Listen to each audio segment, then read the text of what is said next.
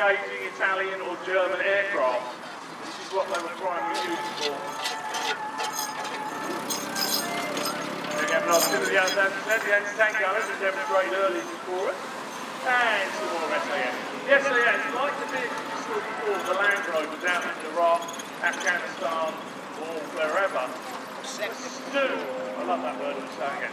But stew with kit. If these guys go out on patrol, they're going to go out for weeks and months in the Second War, just like today. So it's a very small Jeep, that's a motorbike, but we'll go past that.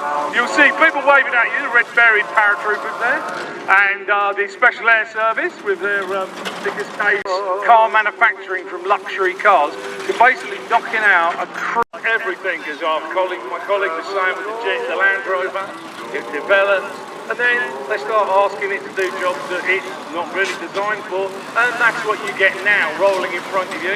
It's your Special Air Service Jeeps. So again, a utility vehicle utilised for other roles. Here you can see one, airborne one, with towing and anti-tank guns.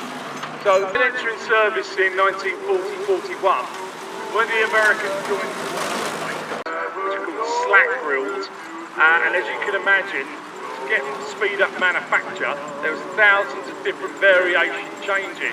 Now the Jeep had a huge, that's with the Americans and the British, it went to everyone. Canadians have them, Aussies have them, Kiwis have them, the Polish have them, all the Allied forces, the French. Now the French loved them so much that they had to put a competition in after the war, and they put a competition forward for a Jeep-like utility vehicle. And the winner of it was Hotchkiss. Now Hotchkiss basically made a carbon copy of the World War II winning Jeep.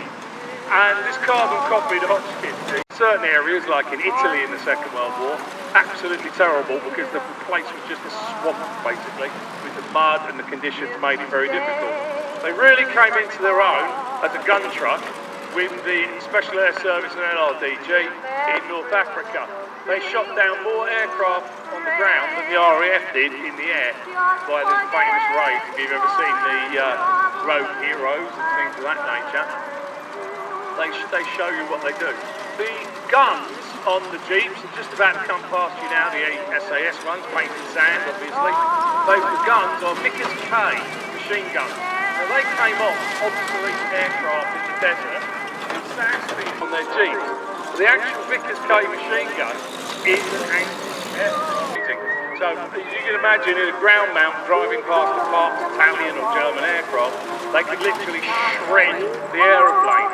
And that's exactly what they did. They'd shred it, they'd fire them, destroy them, and then they'd run up and they'd put the explosive devices on the planes to take the planes out. These are the recce ones at Arnhem being ambushed, and they basically lost all their Jeeps within the first few hours at Arnhem.